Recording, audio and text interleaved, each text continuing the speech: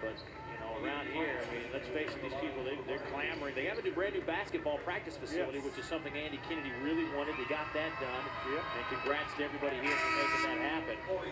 And the next step is to do something with the tad pad, as they say. But, you know, you start reading online, just a sniff of a new arena, and well, that starts a wildfire.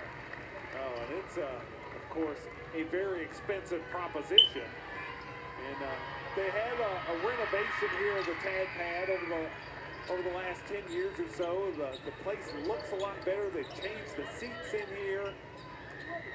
Good looking facility, but there's just not much you can do with it other than some TNT.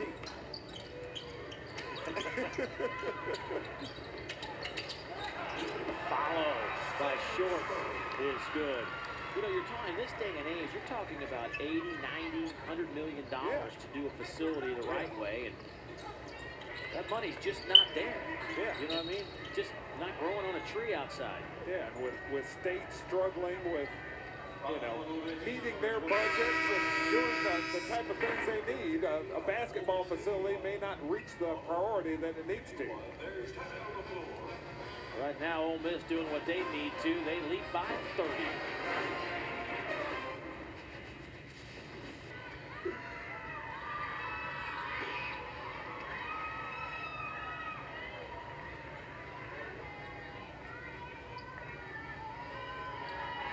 Alcorn shooting 35% through field, while Ole Miss shooting 52%.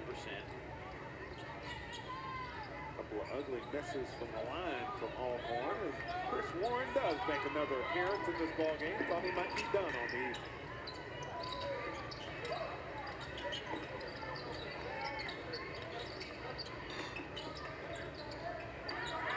Donald Williams gets it back to Warren. 10 on the shot clock. Time for Chris to create.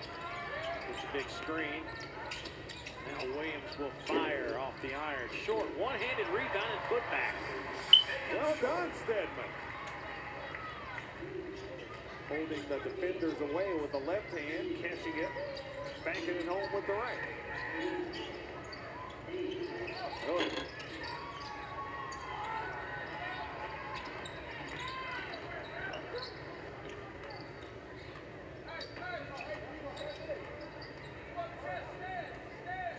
Chris Warren taking charge and milking this clock. Warren will step to the free throw line as he drives past Alex Savannah. Alcorn State last year 2 wins, year before just 6 wins. This year they're 0-9, and they've had to play all these road games, Barry. And they were telling you before the game today about it. It's a money-making proposition for this group. It's almost something they have to do. Yeah, Alcorn State going on the road. These power conference teams able to pay Alcorn State guaranteed money. Go out for these games. The school needs that money to make ends meet budget-wise. But it's tough for Larry Smith's club. They haven't won a non-conference game. This is his 3rd year at Alcorn State. During his tenure, no non-conference wins. But it's tough when you go on the road playing the likes of Ohio State, and Arkansas, and Purdue, and Michigan State. Very difficult situation. But bringing in a ton of money to the school. Yes, that's the critical factor at this point for this program as they are trying to rebuild. They've got some nice-looking pieces for this club. Larry Smith getting out, bringing in some better talent.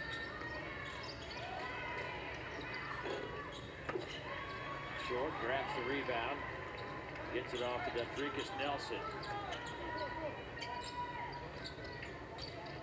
Dundrecous injured in a very serious car accident back in high school. As DeMarco Cox puts it back up.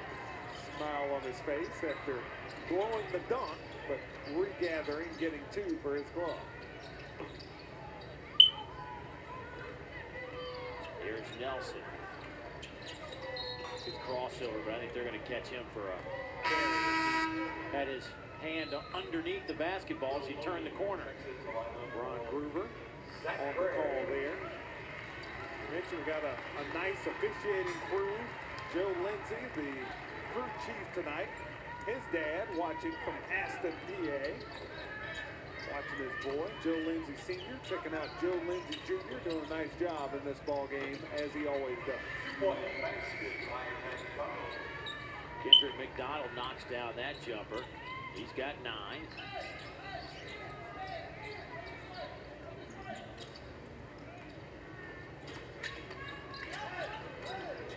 Bogan.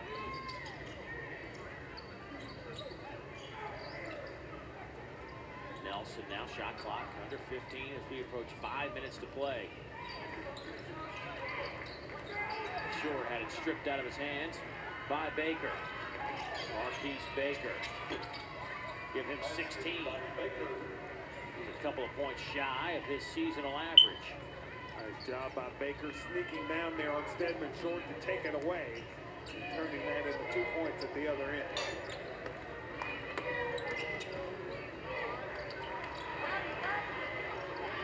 Here's Baker. He will get his season average with that layup. Rebels getting a little bit sloppy here. DundrecousNelson not doing a good job taking care of the basketball. It's tough. You get out to this big lead. There's definitely a tendency to relax. You start just watching the clock, waiting for the rest of this game to melt away. And these Rebels have gotten a little careless. And a big collision and a block against Alcorn State. Gotta go against McDonald as Nelson took it hard to the basket. He was completely out of control on that play. Very fortunate to get the call to go his way.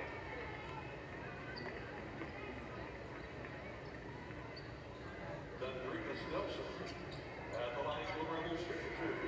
think Andy Kennedy just next couple of games hopes he can get all his pieces back together healthy.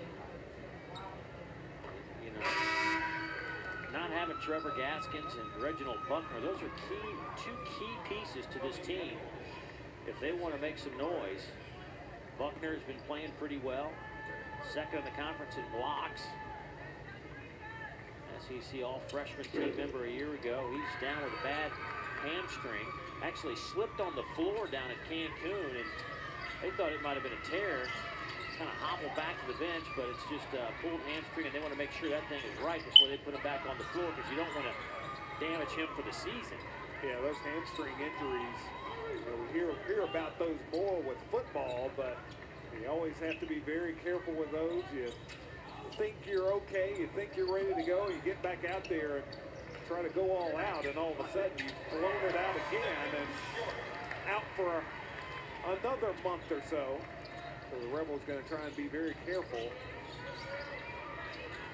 with Trevor Gaskins in that hamstring.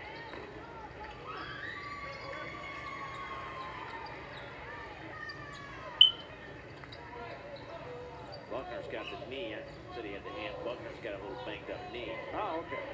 Gaskins has the bad hammy. Holy smokes. That is a long three from Nelson, and it counts. It should count for 4. And a little fall away. Yeah. Yeah, he was 28 feet on that one. And that was going to be one you're going to go sit down if that doesn't go in. DundrecousNelson, confident. In and out. Rebound to Bogan.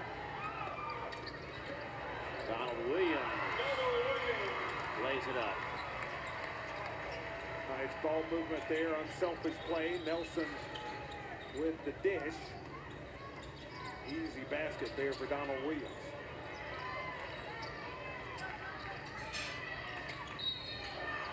And a whistle with 2:13 to play. Long three from Nelson a moment ago. The Rebels up 39. Back to Oxford in a moment. A big man at 6'8", 295. He was playing high school football a year ago. probably mauling some people at that size.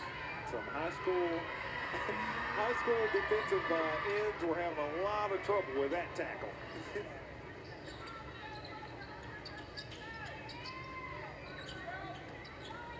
Andy Kennedy better get a watch on Houston Nutt, because I got a feeling there's going to be some recruiting going on. Well, I did see Chris Vaughn, the Ole Miss football recruiting coordinator and secondary coach, in the building. Talked to him at halftime. And now, as you mentioned, I'm kind of curious. Yeah, at a basketball game I'm just right before New Year's. I'm just throwing it out there, having a little fun.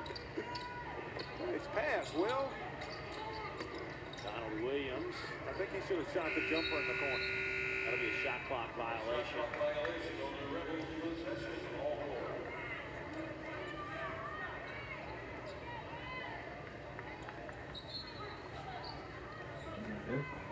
This Ole Miss team shooting 54%, 44% from behind the arc, 82% at the line. I mean, all the statistics are quite impressive tonight for the Rebels.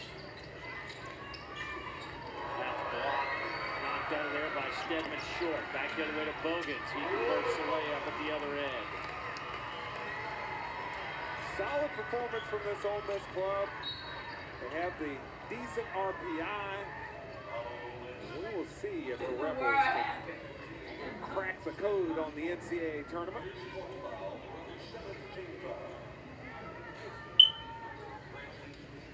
For Charlie's fan of the game, and we'll actually make it plural because these girls have been dancing like there's no tomorrow all night long. They thought this was a dance party and a basketball game broke out. They've had a really good time over there. And well, the Rebels thought that was a two-shot foul. It was 1-1 and an easy basket for Alcorn State. As easy as it gets right there. And what made that even better is even after Alcorn had already run back down the floor, Ole Miss still in the paint in their block position. Short with the jam, and the Rebels have hit 100. Their season high is 101. They posted against Mississippi Valley State, another SWAC team, earlier this year.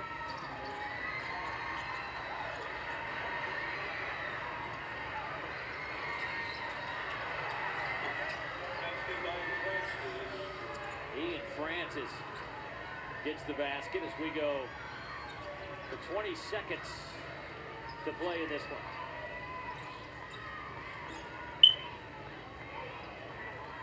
Well, I'm impressed with what I've seen out of this Ole Miss club with Chris Warren, the unquestioned leader.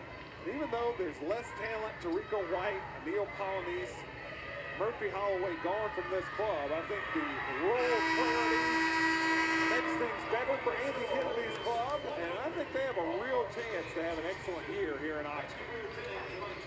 Andy Kennedy gets the win. It is the